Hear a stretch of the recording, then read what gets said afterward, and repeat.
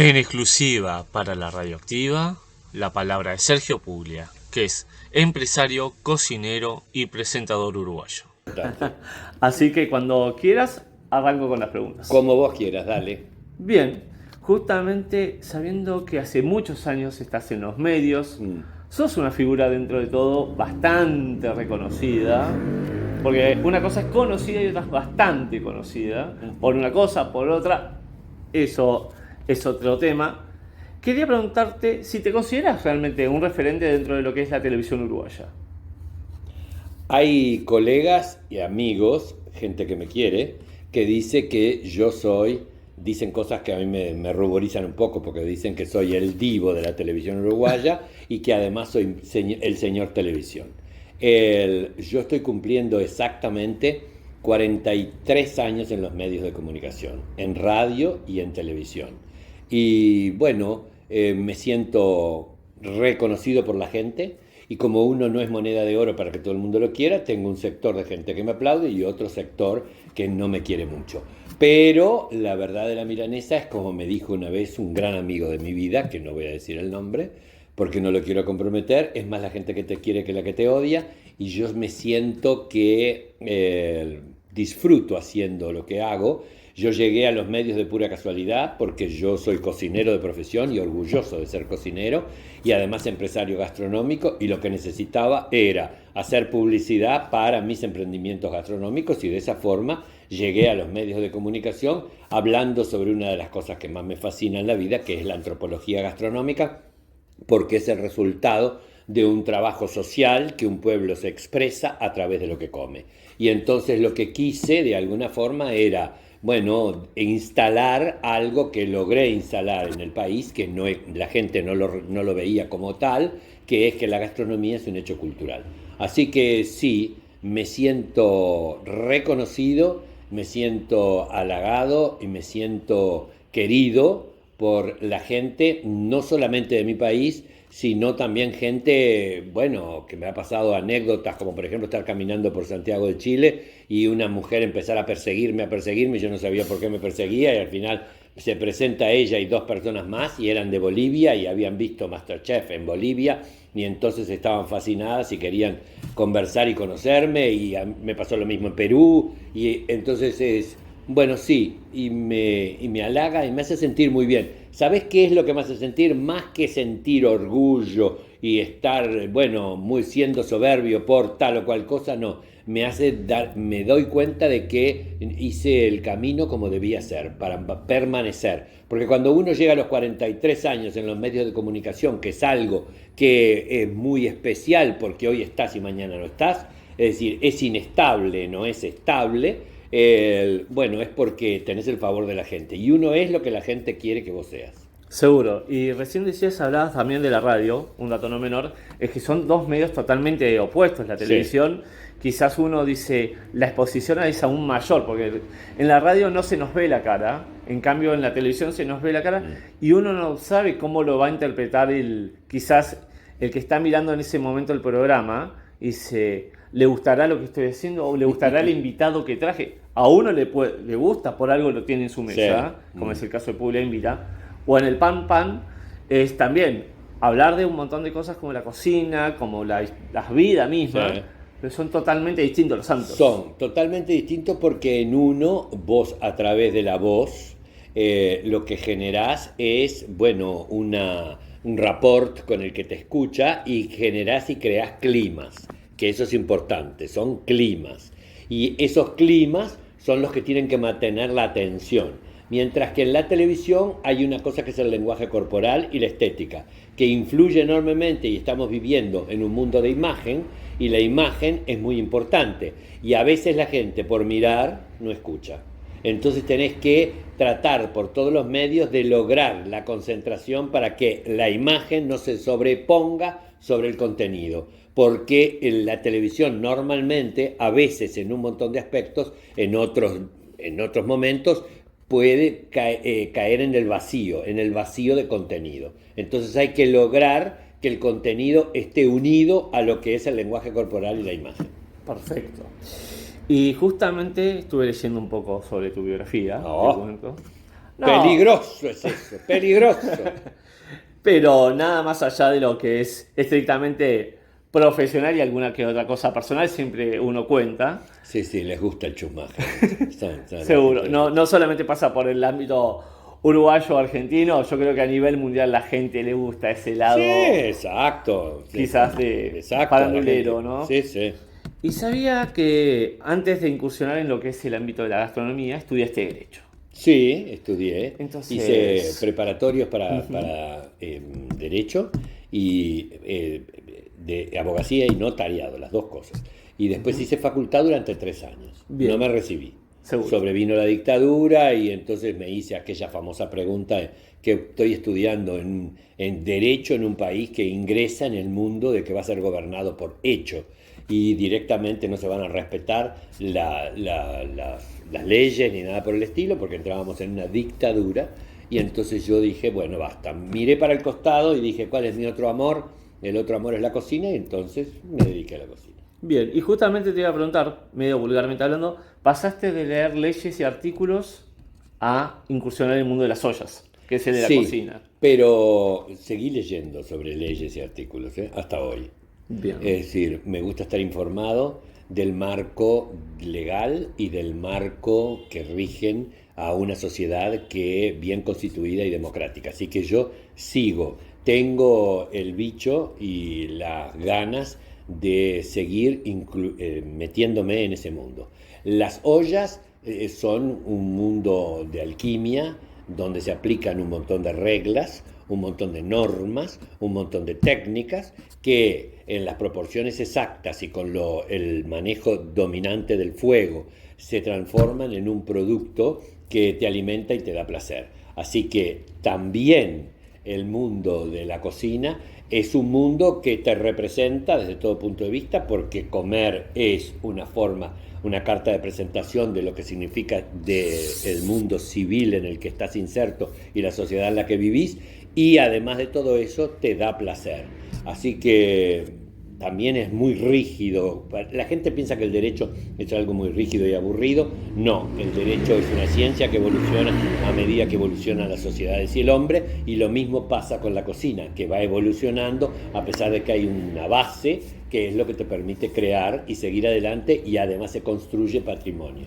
Totalmente de acuerdo. Y justamente antes de empezar con la entrevista estuvimos hablando un poco de lo que es el ámbito de la política. Un ámbito bastante fuerte, sobre todo en este país, sí. Ya sea por una cosa, por otra. Sí, porque el uruguayo es muy politizado. Seguro. Te quería preguntar, ya que hace no mucho salió un artículo donde contabas que te ibas a sumar a la Comisión de Cultura del Partido Nacional, Sí. siempre declaraste que sos simpatizante. Es como un equipo de fútbol, uno puede ser hincha, simpatizante de un equipo, de un partido político, lo que sea. Quería preguntarte a qué se debe que decidiste formar parte de la Comisión de Cultura del Partido Nacional. Bueno, yo fui blanco de toda mi vida, pero como pasa con los partidos históricos formadores de este país, hoy tenemos 3 partidos históricos, no solamente tenemos el Blanco Colorado y el Frente, y además está el Frente Amplio, ya se puede considerar un partido histórico, pero nosotros, los militantes de los partidos históricos, en el advenimiento y la llegada del Frente Amplio, hicimos como un replegarnos y a pesar de seguir trabajando y militando dentro de nuestra fuerza política, vivimos de una forma como vergonzante la expresión o la forma de decir, si no nos dedicábamos a la política, la forma de decir yo milito dentro de tal cosa. Yo tengo la suerte de militar en el partido más antiguo del mundo y con el mayor de las tradiciones, que es el Partido Nacional. Tengo 74 años y creo a esta altura de mi vida que no sé si estoy más allá del bien y del mal, pero tengo la suficiente madurez como para decir qué es lo que pienso y qué es lo que siento. Y no tengo absolutamente por qué no decirlo. Siempre lo dije de forma muy sutil. Cuando yo hacía los programas de televisión, los programas de radio o me presentaba en cualquier lugar, hablaba sobre la defensa del sistema en el que hemos elegido para vivir. Que significa que yo defendía por encima de las banderías políticas el sistema. El sistema es la democracia y en la democracia es diversidad y pluralismo. Así que directamente yo acepto al otro que piensa diferente, el otro tiene entonces el derecho también de aceptarme o no aceptarme. Pero yo tengo que vivir en ese mundo en el cual directamente se comparten ideas. Yo creo que a esta altura de mi vida no me podía ir, y digo morirme, y no lo digo con absolutamente ningún dramatismo. Uno siempre va evolucionando, va creciendo y sabemos que la vida es algo finito y entonces en algún momento se me va a terminar. Y yo, si bien me propuse aportar a la sociedad en la que he elegido vivir, que es en mi país, un montón de cosas con respecto a lo que significa el mundo de la gastronomía, también quería aportar desde el punto de vista del mundo de la política. Y entonces cuando mi amiga del alma, mi hermana, una de las grandes hermanas de mi vida, que es la vicepresidenta de la República, me propone trabajar en la Comisión de Cultura del Partido Nacional, yo le digo que sí. Nunca me imaginé que iba a ser el presidente de la Comisión de Cultura del Partido Nacional y directamente, bueno, empecé a trabajar y estoy feliz de hacerlo. Y ahora el candidato,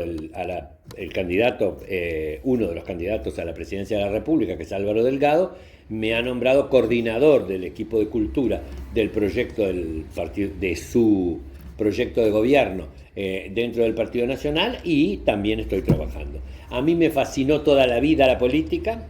Yo viví en una casa que era una casa muy politizada. Mi abuela paterna era una líder blanca que le llamaban la Blanquilla de la Unión.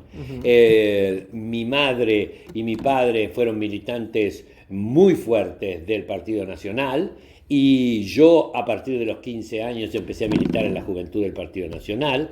Después me fui del país porque viví 20 años en la República Argentina, pero no dejé de militar políticamente por el Partido Nacional y en contra de la dictadura, y siendo director de uno de los hoteles, de dos de los hoteles más importantes en aquel momento en la República Argentina, fui el intermediario para que Wilson Ferrer Aldunate volviera al Río de la Plata y se quedara en el Hotel Conquistador, y ahí hiciera el lanzamiento del cruce y la llegada al país. Y bueno, y estuve siempre vinculado, y creo que es un momento en el que me siento con capacidad como para poder desarrollar una actividad como la que estoy desarrollando. Bien, o sea, puramente nacionalista. No podemos decir que no hay otro partido en el medio, porque me decías que tu madre, que tu abuela, que tu padre. Pero tengo familiares que han sido colorados, vamos a empezar por ahí, y tengo la suerte de poder predicar con el ejemplo. Yo digo que hay que ser pluralista y tengo muchísimos amigos del alma con los que tengo una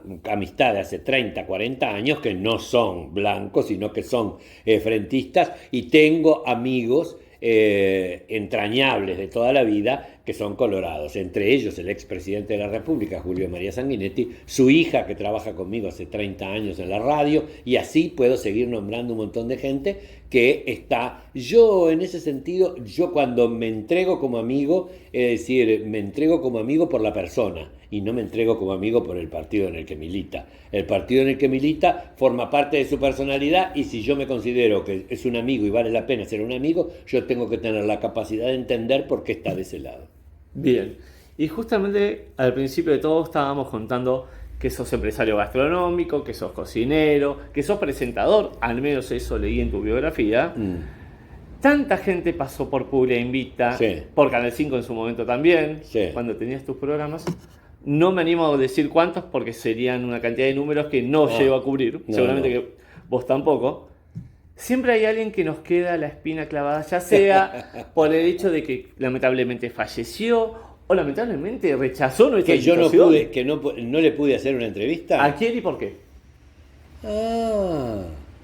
¿A quién y por qué no le pude hacer una entrevista? Mira, por el momento no le he hecho, pero por suerte está viva, tiene 100 años. Y en cualquier momento me voy a dar el gusto de poder hacerle. Yo conocí mucho a su segundo esposo, soy muy amigo de su hijo, y en algún momento le voy a hacer algo a Ida Vitale, que me parece premio Cervantes y me parece que es la última gran representante de la generación del 45 en el Uruguay. Después tengo que reconocer que me hubiera gustado hacerle una entrevista a Onetti. Y no tuve la suerte. Yo Onetti los últimos años de su vida, los últimos 20 y pico de años, los vivió en Madrid. Y a pesar de tener amigos comunes, las veces que yo estuve en Madrid y las veces que yo podía haber accedido a hacerle una entrevista, él ya estaba metido en la cama y no quería entrevistas y no daba entrevistas si no tenía una previa relación de años.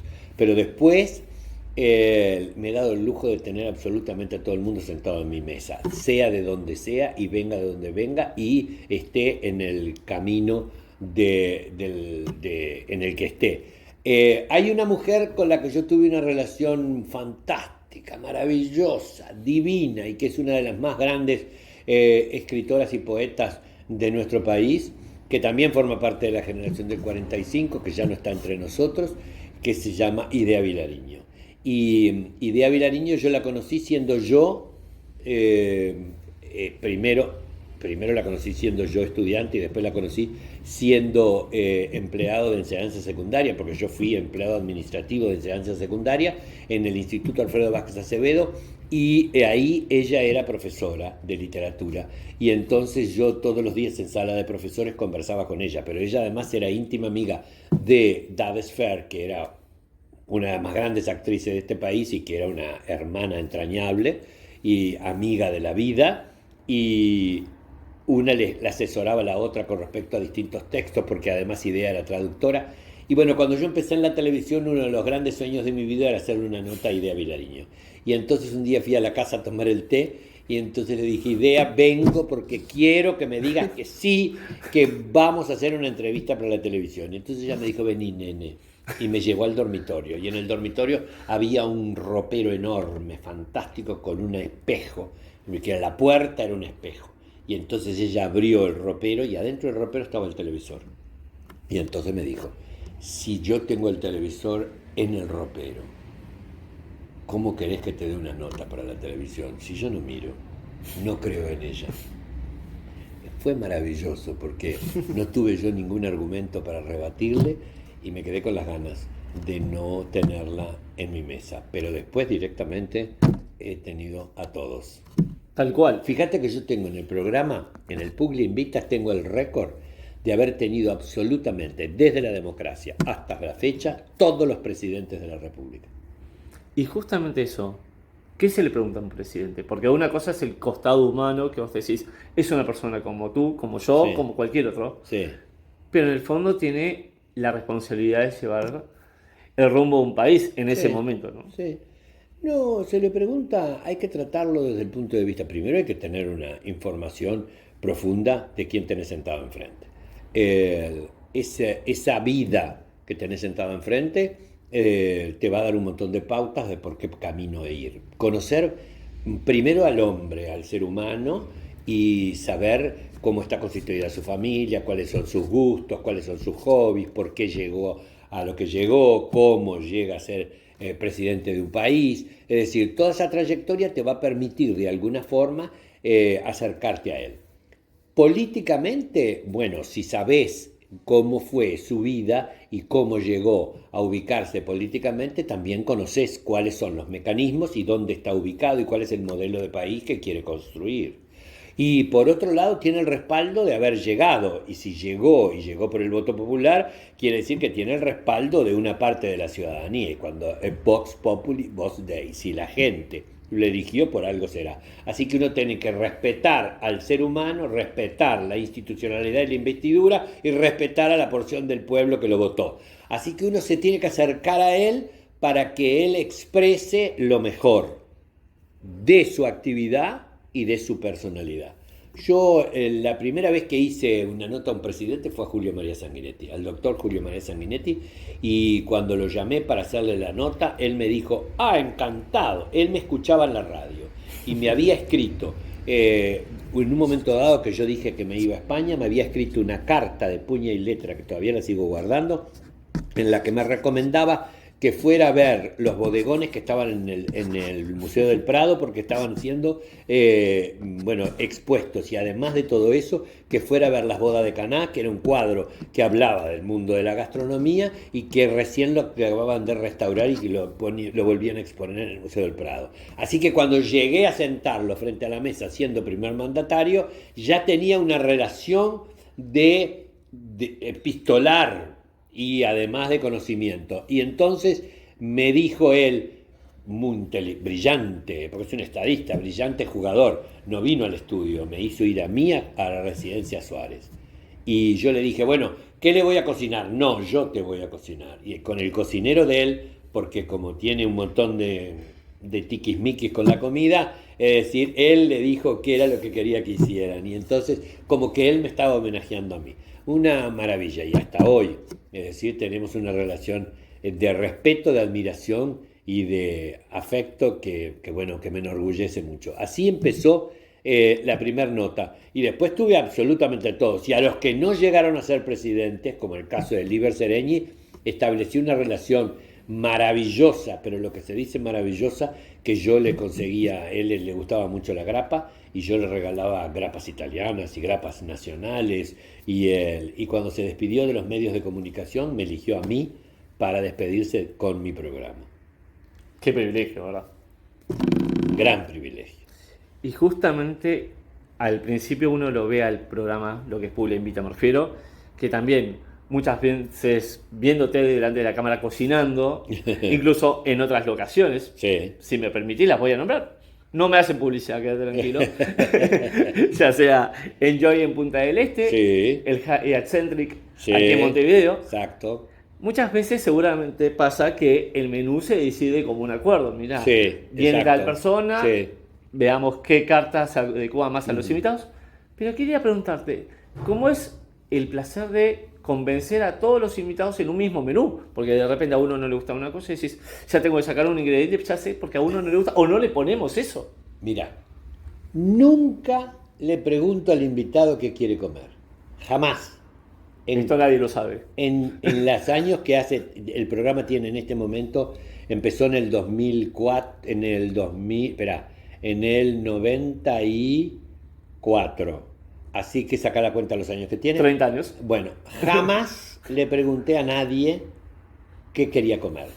En los últimos años, cuando empezamos con el asunto de que yo soy celíaco, aquel es vegano, el otro es vegetariano, no veterinario, ahí empieza, ellos, los que son muy así vehementes, me llaman, cuando yo los convoco, me dicen, mirá que yo tal cosa.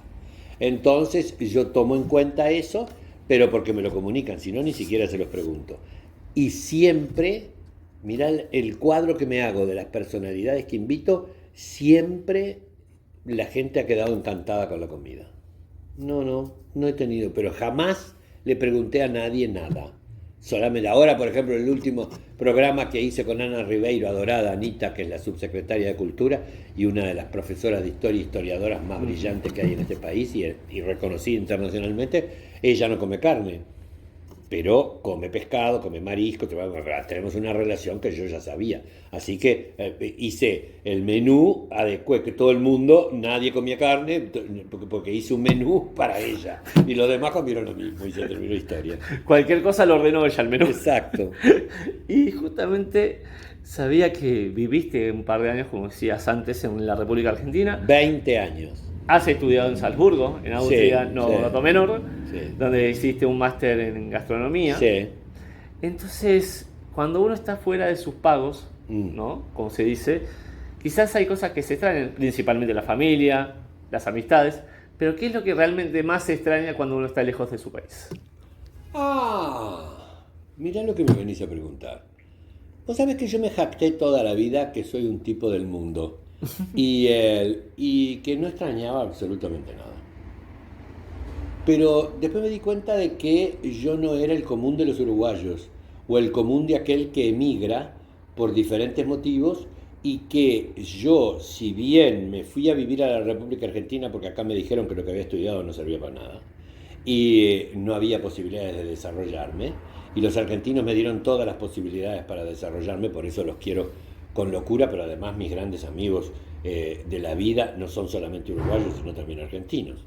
Y entonces yo no, pero tenía una ventaja que no es el común de todos los uruguayos, a eso voy. Yo nunca dejé de venir al país.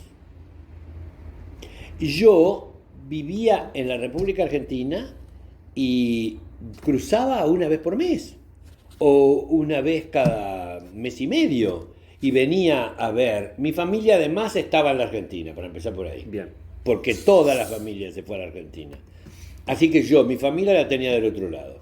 Y como extrañaba a mis amigos, o lo que extrañaban a mis amigos, venía al Uruguay en forma permanente. Después mi familia volvió al Uruguay antes que yo y directamente venía a ver a mi familia y a mis amigos. Pero yo siempre vine, siempre. Si en algún momento pensé en que no estaba, era porque yo dormía afuera y tenía mi casa afuera. Pero siempre estuve en el país. Así que no extrañé, no extrañé. Después me di cuenta que después de muchos años, capaz que lo que me hubiera gustado es haber caminado más por la Rambla, haber estado más tiempo en los lugares que amo profundamente de este país, como Punta del Este, como Colonia de Sacramento, yo qué sé, haber participado más de un montón de manifestaciones culturales como la Patria Gaucha o distintas manifestaciones Minas y Abril, pero todo tiempo fue recuperado. Todo el tiempo que no estuve, después lo recuperé y estoy bien. Perfecto. Y hablando un poco de todo lo que es sobre todo el Uruguay, estamos con un gobierno que es parte de una coalición. Sí. Convengamos que hubo que hacer un poco de fuerza, ¿no? Para que este gobierno al fin, después de tantos años, recuperara el lugar que había perdido. Sí. Por más que estuvo el Partido Colorado, muchos años también estuvo el Frente Amplio, y ahora volvió en forma de una coalición. En forma ¿no? de una coalición con la mayoría de votos del Partido Nacional. Seguro. Quería preguntarte, ¿en qué crees que tendría que mejorar el Uruguay lo más rápido posible? Sea en economía, porque para los propios uruguayos es un país caro.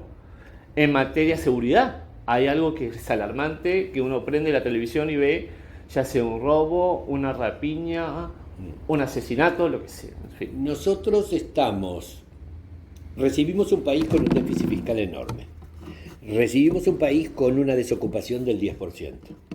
Y hoy la desocupación es del 5%, a pesar de las 7 plagas de Egipto que hemos vivido durante 3 años, desde la pandemia hasta la sequía en invierno y sequía en verano.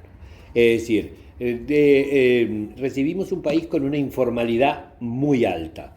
Sin embargo, a pesar de todo, al no parar el país porque el presidente decidió tener una libertad responsable y no atacar, bueno, directamente no encerrarnos absolutamente a todos, no cerrar la economía, hemos recuperado la enorme parte de la informalidad. Está hoy, hemos aumentado el empleo. Hemos encontrado un país que tenía un desempleo muy alto y sin embargo estamos hoy en un mínimo de superando lo que había en el año 2019. Quiere decir que en la macro, en todo lo que significa el trabajo, hemos atacado, a pesar de las pandemias, se ha llevado adelante la reforma de la seguridad social, que es un acto de libertad excepcional, y además la reforma de la enseñanza. Así que yo creo que este gobierno ha cumplido con creces parte de lo que había prometido en su programa de gobierno. Además de todo eso, se ha hecho la mayor inversión vial de hace más de 20 años. Hemos bajado las rapiñas, hemos bajado los robos, pero tenemos un flagelo. El flagelo viene con la lucha en contra del narcotráfico. Es el primer gobierno, después de muchos años, que directamente lo que se lleva adelante es la lucha contra el narcotráfico. Eso ha llevado a un estado de inestabilidad, de enfrentamiento entre bandas, porque directamente, empezaron a ver que su territorio está siendo cercenado. Y tenemos una inseguridad entonces y unos asesinatos que nadie puede estar de acuerdo con ello.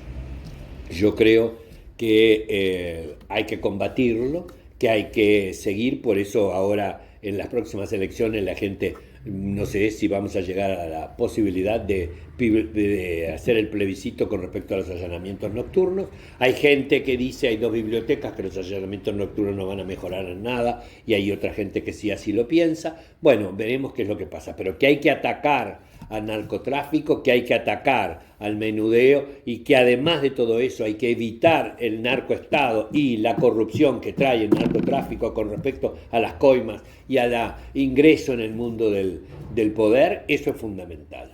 Eso es realmente algo que hay que trabajarlo muy pero muy bien. Yo creo que en el balance el Uruguay es la democracia, una de las democracias más plenas del mundo. El Uruguay es uno de los países con las mayores libertades. El Uruguay es uno de los países con el mayor de los pluralismos. El Uruguay es un ejemplo para América Latina y en el mundo. Así que yo creo que lo que en el próximo gobierno lo que hay que hacer es asentar el modelo. Nosotros tuvimos 15 años de un modelo y ese modelo que tuvo la suerte de tener el viento de cola de las mejores épocas económicas a través de los commodities, y el primer gobierno fue un gobierno muy interesante, donde se estableció el camino a un cambio de modelo de gobierno, donde la coalición del Frente Amplio pudo de alguna forma establecer su visión. La otra es que el gobierno de Mujica fue realmente muy, pero muy complicado. Se le terminó el viento de cola, se gastó más de lo que podía y el tercer gobierno del Frente Amplio con Tabaré Vázquez no pudo superar los errores cometidos durante la administración Mujica y directamente llegó, no digo al gran colapso, pero indudablemente la gente sintió la inseguridad, el problema económico, el desempleo y todo lo demás. Somos un país caro, sí, somos un país caro con una matriz importantemente cara, con una carga del Estado importante, pero eso no es de ahora, viene de los gobiernos frente amplistas y viene de arriba. Siempre es un proyecto histórico en el cual siempre tuvimos una carga del Estado enormemente. Los vallistas siempre pensaron que el Estado era el pater familia, somos estatistas. La gente de izquierda piensa casi lo mismo. Es decir, el Estado es indudablemente lo más importante. Durante los gobiernos frente amplistas se habló de que la madre de todas las reformas era la reforma del Estado. El Estado no se reformó y lo que se hicieron fueron parches. Yo creo que el gran desafío del próximo gobierno es la modernización del Estado, es directamente la desburocratización del Estado, es la mejora desde todo punto de vista del acceso a un mejor reparto desde todo punto de vista de la economía, a que las inversiones sigan llegando para la generación de las fuentes de trabajo y de alguna forma tratar de que el equilibrio fiscal ha primado en esto. Nosotros pusimos la casa en orden en estos 5 años. Vamos a ver qué es lo que pasa. Si la gente nos vuelve a elegir como para poder seguir asentando un modelo o directamente necesita el cambio. Si necesita el cambio, bienvenido será. Nosotros no podemos luchar en contra de lo que la gente quiere. Claro, y sabiendo que en un poquito más de un año vamos a encontrar a otra persona, ya sea del Partido Nacional, del Partido Colorado, seguro. o del Frente Amplio, o del Frente Amplio, cualquiera representándonos de ellos. Sí. dentro de lo que es el máximo organismo de la República. Y la gente tenemos que entender que lo que la gente elija es lo que tenemos que aceptar. Seguro, y bien lo decías, es una de las democracias más plenas del mundo. Te diría que dentro de las 20 seguro, por lo que estuve leyendo.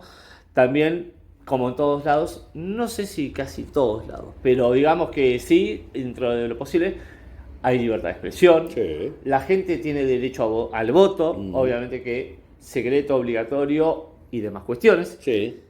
Estamos en un año en que va a haber internas y luego elecciones generales. Exacto. ¿Qué se le dice al ciudadano? Pero como persona, acá es el Sergio que va a emitir su voto, ya sabemos por quién, eso omitimos nombrarlo, obviamente, pero ¿qué se le puede decir? Mirá, sigamos confiando que con esto fue bien, obviamente que hay cosas por mejorar.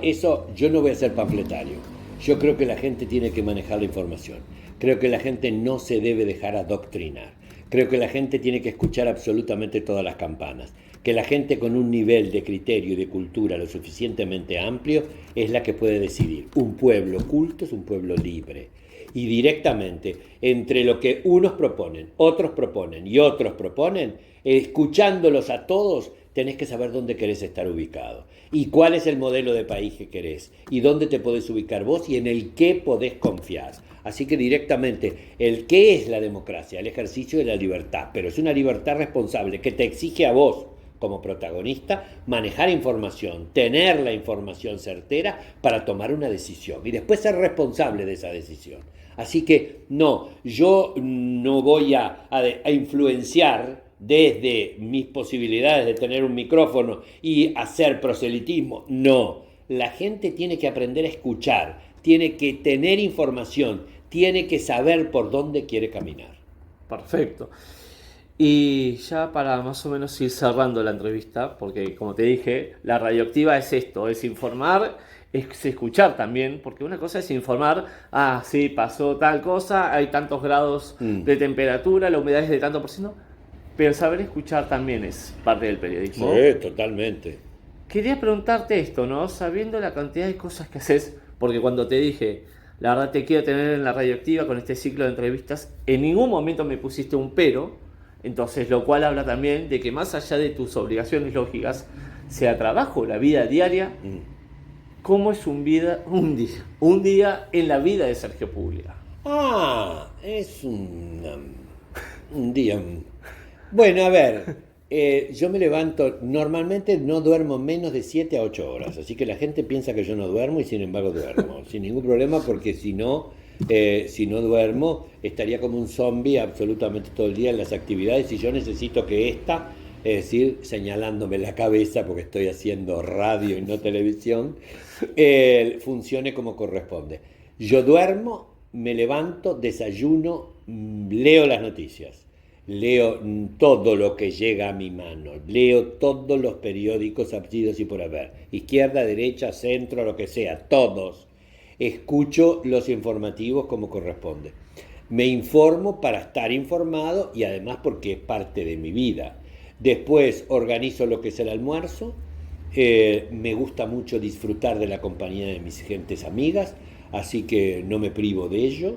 Trato por todos los medios de siempre, si es una noche o no es o es al mediodía, encontrarme con gente y almorzar o cenar, escuchar música. Miro algo de televisión a la noche, me gusta hacer el happy hour a la noche antes de cenar, tomarme un aperitivo, conversando, estando en compañía con otra gente, me gusta recorrer restaurantes y descubrir nuevos sabores y nuevos aromas y nuevas ambientaciones. Es una vida normal, bueno, para mí. Y entre medio de todo eso, entre medio de toda esa historia, hago radio todos los días, desde las 4 de la tarde hasta las 6. Además de eso, cada 15 días grabo el Puglia Invita. Así que la producción la hago yo, la del Puglia Invita. No tengo productor, sino que soy yo mi propio productor. Hago los invitados, selecciono los invitados y los temas. Después, una vez a la semana, tengo Polémica en el Bar los viernes a la noche, que termino a las 11:30 de la noche. Y me llega el guión el viernes al mediodía, así que yo tengo que tener la información yo, porque de acuerdo a los temas que plantean, no me da el tiempo para estudiar. Si es al mediodía y a las 9 tengo que estar al aire, es imposible. Y en el medio hago radio, así que por eso leo y estoy informado. Y bueno, y ahora en mayo empiezo a grabar MasterChef 10ª temporada, y voy a estar grabando 3 meses la temporada de MasterChef Amateurs de este año. Y bueno, y cuando puedo viajo y una vida tranquila. Qué bueno eso. No sé si es envidiable, porque yo te digo, yo tengo mi vida tranquila también, pero también tengo mi trabajo, tengo mis vaivenes. ¿Sabés qué es lo que pasa? Que no me pesa nada de lo que hago, porque me gusta enormemente lo que hago. Yo soy un ser privilegiado. Hago lo que me gusta. No hay nada mejor que eso. Y justamente cuando empezábamos la entrevista, hablaste de tu edad sin ningún problema. Sí. No hay como otros que dicen, no, yo no digo la edad, o eso te lo digo en privado. No. Viste que hay gente que te dice, no, yo con la edad no me meto, no te pregunté la tuya, no me preguntes la mía. Quería preguntarte, ¿qué le dirías a tu niño interior? Porque todos lo tenemos. Tengas 74 años, tengas 34, tengas 50. Sí. ¿Qué le dirías a ese niño interior en relación a este Sergio? Este Sergio que forjó todo un camino, pasó buenas, malas, regulares, pero que hoy está en un lugar que quizás nunca se hubiese imaginado estar, o quizás sí, con algunas cosas sí y con otras no. Yo le volvería a decir lo que yo nunca dejé de soñar, nunca dejé de tener proyectos, porque eso significa estar vivo. Cada uno de los sueños los pude ir concretando, algunos sí, otros no. Nunca me venció el hecho de no lograr lo que buscaba. Lo que me enseñó es que capaz que el camino que había llevado adelante no era el correcto para lograrlo. Y volver a empezar nunca me pareció una deshonra. Yo sigo soñando y le diría a ese niño interior, gracias por permitirme seguir soñando. Genial. Así que, bueno, nosotros, en nombre de la Radioactiva, te damos las gracias por abrirnos las puertas. La verdad es un privilegio, como te dije antes.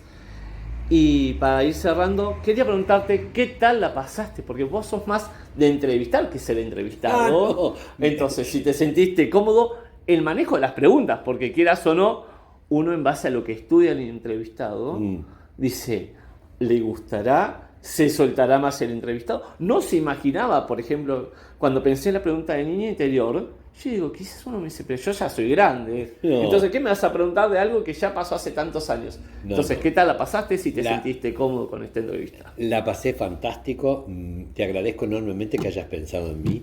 Yo creo que todo aquel que tiene adelante la responsabilidad de tener un medio de comunicación y elige al otro para poder compartirlo y lo elige por diferentes motivos, que no vienen al caso analizarlos, la cuestión es que me siento honrado que hayas pensado en que yo podía perfectamente nutrir tu audiencia, tu gente y a vos mismo, y por eso te dije que sí de entrada, porque cuando uno le tocan el timbre y se presenta con la humildad y con tu trabajo, uno no puede decir que no. Así que yo me sentí maravillosamente bien, estupendo, me encantaron las preguntas y lo que más me gustó es que no me preguntaste sobre mi vida privada. Eso es lo que más me gustó. Es que la vida privada pasa a un segundo plano cuando lo importante es la persona, no la vida privada de la persona, sino la persona y las cosas por las cuales la persona se nutre para compartir con los demás. Muchas gracias. Así que te pido un saludo para la Radioactiva. Pero por favor, a todos los que nos están escuchando, gracias por bancarnos, por estar ahí, y les mando un enorme abrazo y es una felicidad poder estar en contacto. El mundo estamos viviendo la era de la comunicación y a veces estamos incomunicados la mayoría de las veces, y que haya un vehículo de comunicación siempre es importante, de que esté abierto, y sabemos que ustedes están del otro lado. Un placer y hasta la próxima, porque considero pertinente en que a mí me animo a decir que puede llegar a haber una segunda parte en un futuro Bueno, no tan lejano. me parece muy bien, Tati.